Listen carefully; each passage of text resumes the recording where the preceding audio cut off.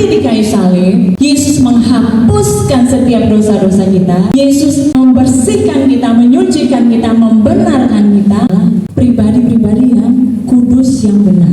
Amin. Kita dijadikan seperti itu dan kita hidup dari kebenaran. Dari status yang sudah dibenarkan itu, kita bisa hidup dengan tuntunan Roh Kudus, kuasa firman-Nya, melakukan setiap pekerjaan baik dan hidup dalam kebenaran. Manusia itu memang sangat rawan untuk jatuh dalam dosa. Saudara ada di tempat ini pun, jika saudara pikirannya bisa memikirkan hal-hal yang dosa, kita sangat perlu kuasa darah Yesus untuk selalu menyucikan kita lagi. Amin. Kita harus selalu terhubung dengan Tuhan. Kita harus selalu sadar dan segera minta ampun. Amin.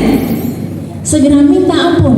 Apa yang kita remehkan seringkali membawa kesulitan. Kita mau belajar untuk tidak meremehkan hal-hal kecil yang sehari-hari itu jangan diremehkan saudara, karena kita kesandung bukan karena batu besar tapi batu kecil. Jadi hal-hal kecil sehari-hari jangan diremehkan, karena bisa jadi itu membawa pada dosa.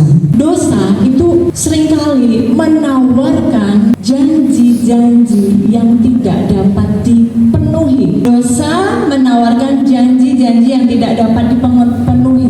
Contohnya, kalau kamu sukses pasti kamu bahagia. Kejar itu, kejar supaya kamu berhasil, supaya kamu sukses, nanti kamu pasti bahagia. Itu yang iblis coba untuk sebarkan atau bisikkan ya, menjadi sebuah kabar bohong, kabar dusta. Jangan saudara yakini itu menjadi kebenaran.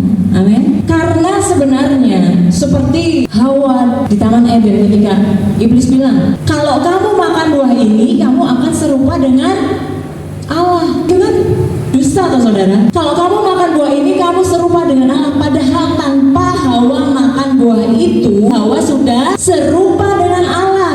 Jadi kita sudah bahagia tanpa kita harus sedemikian keras berupaya mengejar hal-hal yang ada di dunia ini. Jangan salah, bukan berarti Tuhan itu nggak boleh sukses atau berhasil ya saudara ya.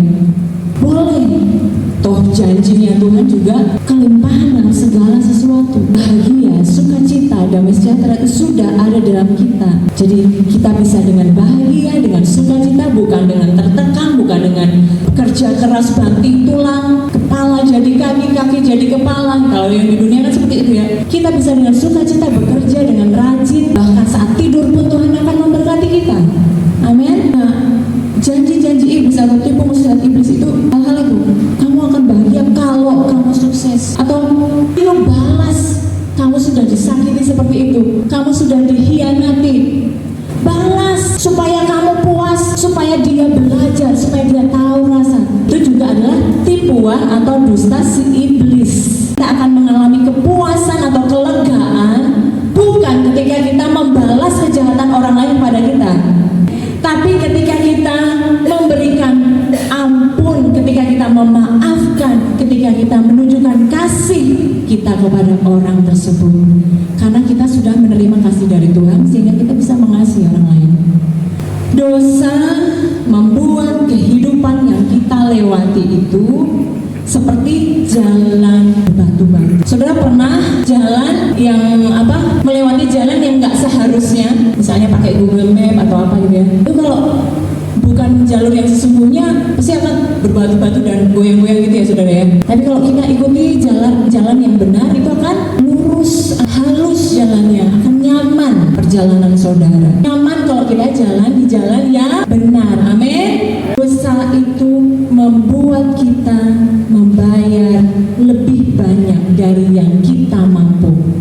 Maksudnya adalah ketika kita melakukan dosa, akibat dari tindakan dosa itu lebih dari yang kita mampu. Kalau kita berbuat dosa, kita akan membayar lebih dari yang kita mampu. Maksudnya lebih besar dari yang kita lakukan, ya saudara.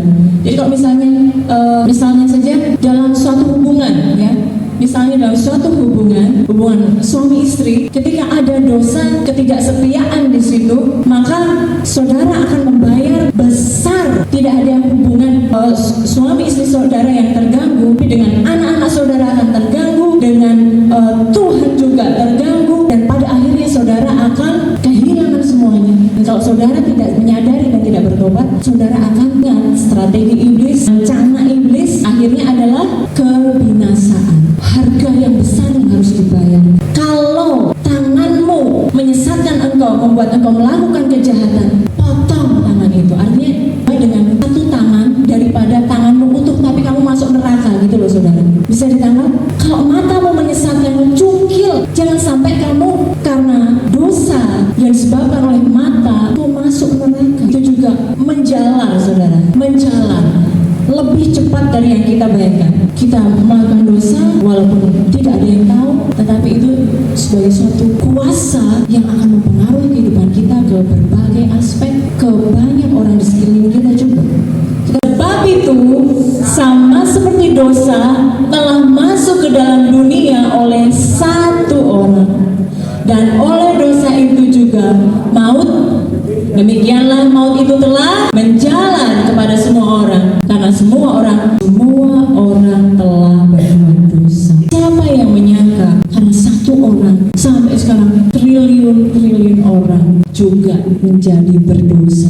Jadi saudara harus berani untuk memutuskan untuk berhenti dari hidup dalam dosa. Ada perbedaannya ya saudara, hidup dalam dosa, tinggal dalam dosa, atau jatuh dalam dosa ya. Jatuh dalam dosa atau tinggal hidup dalam dosa. Kita masih manusia ketika masih hidup di daging, maka kita bisa sangat rentan, sangat mungkin kita untuk jatuh dalam dosa. Dosa berpikir, dosa merasa, sangat-sangat rentan. Tetapi kalau bersyukur kita percaya Tuhan, kita bisa segera mohon ampun, menguatkan saudara untuk bisa kembali lagi, bangkit lagi. Sudut yang sudah mulai digeser oleh iblis kembali dirapatkan lagi, jalan di jalan kebenaran. Nah, beda dengan hidup atau tinggal di dalam dosa. Saudara menikmati dosa, saudara menikmati dosa, saudara nanti bisa minta ampun, atau aku masih sayang untuk melepaskan dosa ini. Itu artinya hidup atau tinggal dalam dosa. Saudara bisa melihat perbedaannya? Jangan tinggal dosa, tapi kita mau hidup terhubung dengan Tuhan, supaya jika kita jatuh sekalipun, kita bisa segera untuk kembali pada Tuhan. Jangan semakin digeser oleh iblis, kehilangan identitas, akhirnya binasa. Amin. Haleluya. Kita harus segera untuk cut off, kita harus potong, memberi keputusan. Aku mau berhenti. Aku tidak mau hidup atau tinggal di dalam dosa.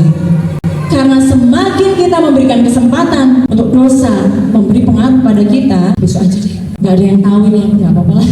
Kalau saudara semakin seperti itu, ingat, dosa itu menjalar. Semakin lama dikasih kesempatan, semakin dia dalam, semakin mengakar, dan saudara akan mengalami kesulitan untuk bangkit dari kejatuhan saudara. Karena dosa lebih mudah untuk diatasi saat masih ada di awalnya.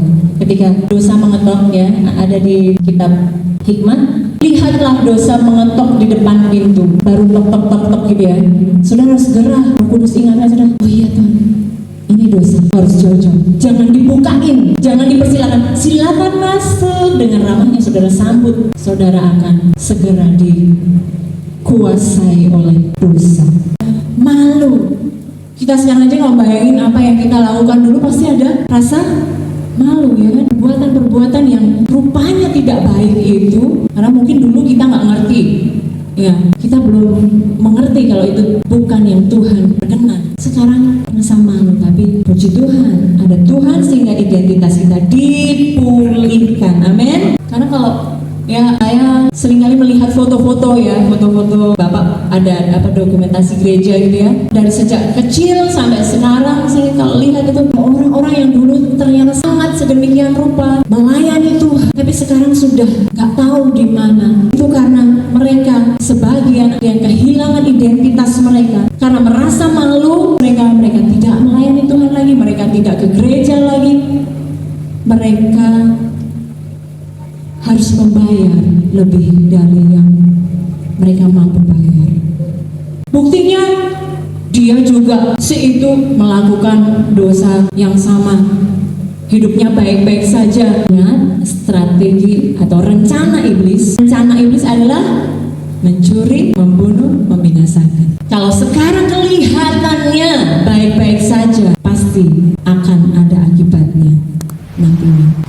Papa kok pelayanan masih main-main, hidup gak kudus, bohong-bohong, seks bebas dan lain sebagainya. Saudara, itu mulai keluar jalur. Iblis akan menggeser sedikit demi sedikit, mencuri kesadaran saudara. Saudara kembali pada identitas saudara. Saudara adalah anak Allah. Saudara sudah dikuduskan, sudah dibenarkan, harus segera kembali. Amin. Karena kalau kita nggak segera kembali, kita berpikir bahwa oh baik-baik saja ya, oh ya baik-baik saja, nggak apa-apa kok, berdosa nggak apa-apa kok. Ya. Kemudian hari rencana iblis itu, saudara sudah berpikir bahwa ketika saudara berpikir semuanya baik-baik saja, saudara aku tetap anak Allah, tapi saudara tidak benar-benar menghidupi sebagai anak Allah, iblis akan mengungkap dosa saudara, dan ketika itu terjadi, saudara akan malu, saudara akan kaget, saudara akan bisa merusak, kehilangan, hampir dirampok identitas saudara dari diri saudara. Bisikan iblis tadi ya, dusta iblis tadi kalau oh nggak apa-apa, tapi nanti iblis segera berubah, bisikan jadi gimana nanti kalau si ini dengar, temanmu dengar, saudaramu dengar, anak-anakmu dengar, pendetamu dengar, dan lain sebagainya, teman kerjamu dengar, kamu pasti akan malu. Rencananya itu seperti itu saudara. Tadi bilang nggak apa-apa, sekarang oh kamu malu tuh, kamu jadi malu, kamu nggak dikasih lagi oleh Tuhan, kamu nggak layak, kamu nggak pantas, dan lain sebagainya. Mulai arah ke hilang identitas. Semakin sadar, memang seharusnya kita harus semakin sadar. Amin, amin, haleluya. Sebab upah dosa ialah maut, tetapi karunia Allah ialah hidup kekal dalam Yesus Kristus Tuhan kita. Berikan kemuliaan bagi Tuhan. Amin, amin, amin, amin, haleluya. Jadi itulah untungnya kita melakukan kebenaran. Itulah upah dari kita melakukan kebenaran. Kita menerima karunia Allah, yaitu hidup yang kekal dalam Yesus Kristus Tuhan kita. Tapi kalau kita memilih untuk tinggal, ketika jatuh dalam dosa, saudara memilih untuk tetap tinggal dalam dosa, maka upahnya apa saudara? Maut. Tidak ada keuntungannya sama sekali bagi kita. Tidak ada untungnya sama sekali bagi kita. Jadi jangan main-main saudara. Amin. Karena kalau dosa dibawa pada suatu hal ya, pada suatu hal, itu ujungnya pasti maut. Dia disiram, dia berakar, bisa berbuah, sama seperti kehidupan kita. Kita juga berakar di dalam habitat kita bersama dengan Tuhan. Kita menyerap setiap firman Tuhan. Kita memuji menyembah Tuhan, kita bertumbuh, kita bisa berbuah. Amin. Kita berbuah dan buah kita dinikmati oleh orang lain, memuliakan Tuhan. Tetapi kalau kita berdosa, artinya benih kematian itu ada di dalam kita. Ketika benih kematian itu ada di dalam kita, itu ibarat kita dicabut dari habitat kita. Tanaman ini dicabut dari habitatnya. Tanaman ini dicabut dari tanah. Kalau tanaman ini sudah dicabut dari tanah, masih bisa bertumbuh nggak saudara? Masih bisa hidup nggak? Walaupun ini di sini gitu ya, ditaruh di sini. Kita siram juga misalnya ya, kita siram. Bisa bertumbuh nggak saudara? Tidak. Lama kelamaan, cepat atau lambat, tanaman ini pasti akan mati. Nggak langsung pas dicabut ini langsung yang kering. Nggak kan saudara? Dia masih baik-baik saja. Dia masih hijau daunnya. Dia masih pohon, bukan sampah. Tetapi kalau dibiarkan tetap ada di luar habitat, dicabut cepat atau lambat, dia akan mati. Dosa adalah mengaktifkan benih kematian, membawa benih kematian itu. Cepat atau lambat, saudara akan mati. Kalau saudara mendapati, aku melakukan dosa, nggak apa-apa tuh, baik-baik aja. Dia juga aku tahu, nggak apa-apa, baik-baik aja. Tapi ingat, benih kematian sudah masuk, sudah diaktifkan, dan itu akan membawa dampaknya. Kalau tidak segera datang kepada Tuhan, maka saudara akan mati. Tapi kalau saudara memutuskan, oh aku mau kembali pada Tuhan, aku mau ada di dalam habitatnya lagi, Maaf saudara, saya nggak bisa, butuh Tuhan. Ya, ini saya dimasukkan lagi, pasti hidup lagi ya, hidup ya. Kita harus segera kembali pada Tuhan. Amin, amin. Dalam rencana Tuhan. Tetapi ketika ikan itu dikeluarkan dari akuarium, ya, ketika ikan itu dikeluarkan dari akuarium, kira-kira apa yang terjadi Bapak Ibu Saudara? Keluar dari habitatnya, keluar dari rencana Tuhan. Cepat atau lambat, ikan itu akan mati. Walaupun misalnya dikeluarkan dari akuarium, nggak langsung mati. Mungkin seperti ini ya, memang gelepar gitu ya. Tapi benih kematian itu sudah diaktifkan. Cepat atau lambat, ikan itu pasti akan mati. Ya, amin? Dan puji Tuhan. Demikian juga hidup kita, saudara. Hidup kita seperti itu juga. Kita harus selalu ada di dalam jalannya Tuhan, tracknya Tuhan. Amin. Yang mau tetap ada di dalam kesadaran untuk menjaga identitas kita, berjalan di dalam jalan kebenaran, berikan kemuliaan bagi Tuhan. Haleluya. Ingat rencana iblis. Amin. Rencana iblis itu sangat matang, mencuri, membunuh, membinasakan. Strategi iblis itu dari zaman ke zaman cuma satu, variasinya banyak, tapi cuma satu, ganggu identitas kita. Ya, jangan lupa, jangan tertipu dengan strategi dan taktik iblis. Amin. Kalau kita ingat identitas kita, dosa yang mengetok di depan pintu tidak akan kita bukakan. Dosa dalam karir, dosa memotong kompas, menyerobot gitu, atau menginjak kesempatan orang lain. Saudara mungkin menerima suap dan korupsi dan lain sebagainya. Ingat, rencana iblis itu sudah matang. Jangan saudara berpikir, oh baik-baik saja, oh enggak apa-apa. Hati-hati, tombol benih kematian itu sudah diaktifkan. Jangan pernah berpikir bahwa semua juga melakukannya, nggak ada yang tahu. Saudara bisa kehilangan segala sesuatunya karena dosa membuat kita membayar lebih banyak dari yang kita mampu. Amin. Dosa membawa kehancuran. Segala sesuatu yang sudah saudara susun akan hancur dan runtuh pada waktunya. Untuk berhasil ada proses, untuk menjadi serupa dengan Kristus ada proses, untuk jatuh dalam dosa, untuk kehilangan apa yang sudah Tuhan janjikan bagi kita juga ada prosesnya. Jadi jangan remehkan kuasa dosa. Amin. Haleluya. Roma 8 ayat 5 sampai 7. Sebab mereka yang hidup menurut daging memikirkan hal-hal yang dari daging. Mereka yang hidup menurut roh memikirkan hal-hal yang dari roh.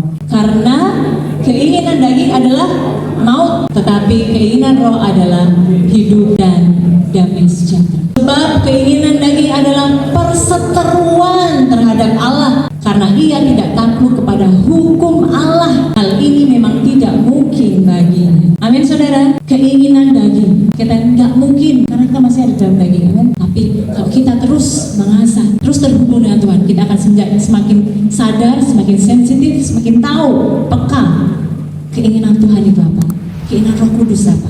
Roh Kudus mengingatkan apa dalam kehidupan saudara. Hidup menurut daging adalah memikirkan hal-hal yang dari daging. Dalam terjemahan tadi yang saya sebutkan dalam bahasa Inggris tadi, itu artinya ketika kita hidup menurut daging, itu kita hanya memikirkan hal-hal yang masuk akal dan beralasan tanpa Roh Kudus. Hidup menurut daging adalah hidup yang hanya memikirkan hal-hal yang masuk akal. Oh, ini masuk akal, ya nggak apa-apa. Alasannya masuk, bisa diterima kok. Kita memberikan pembenaran akan dosa yang kita buat. Kita mempunyai pembenaran pada apa yang kita lakukan, yang padahal Roh Kudus katakan itu enggak. Makanya dikatakan hal yang masuk akal dan beralasan, tapi tanpa Roh Kudus, tidak sesuai dengan kebenaran firman, itu akan membawa kepada kematian. Amin. Sebab di dalam Dialah tersembunyi segala harta, hikmat dan pengetahuan. Di dalam siapa? Di dalam Yesus. Tersembunyi apa saudara? Segala harta, hikmat dan pengetahuan. Harta yang tersembunyi itu sesuatu yang berharga. Hikmat dan pengetahuan itu sesuatu yang berharga. Mungkin bagi anak-anak muda, hikmat bukanlah sesuatu yang berharga, tetapi sebenarnya hikmat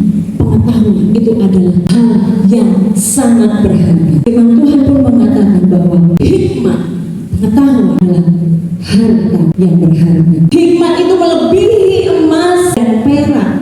Amin. Orang yang dewasa tahu mana yang lebih penting dari kekayaan, yaitu hikmat dan pengetahuan. Amin. Memperoleh hikmat sungguh jauh melebihi memperoleh emas, dan mendapat pengertian jauh lebih berharga daripada mendapat kehidupan. Saudara, lebih berharga. Saudara percaya bahwa firman Tuhan adalah kebenaran? Amin. Firman Tuhan katakan lebih berharga hikmat dan pengetahuan daripada emas dan perak. Artinya, kalau saudara masih mengejar emas, saudara masih mengejar perak, saudara masih mengejar kekayaan dunia ini, menemukan hasil dari kehidupan. Saudara belum menemukan harta yang terpendam dari kehidupan ini. Amin. Orang yang membangun rumah, ya, orang yang membangun rumah ada dua macam dasar. Yang pertama apa, saudara?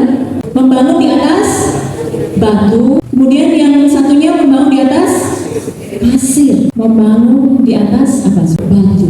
Yang berhikmat akan membangun rumahnya di atas batu. Yang bodoh akan membangun rumahnya di atas pasir. Tapi kemudian ketika badai datang, yang di atas pasir akan hancur, tetapi yang di atas batu akan tetap berdiri kokoh. Amin.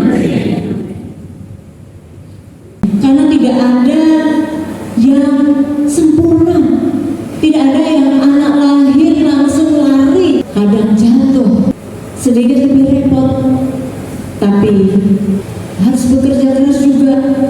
Tapi kita mengerti bahwa semuanya itu untuk kebaikan masa depan.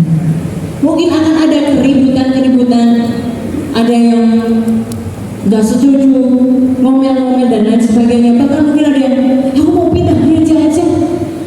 Gak apa-apa sebenarnya, karena semua itu adalah bagian dari proses ini semua. Amin. Ini bagian dari proses. Nah,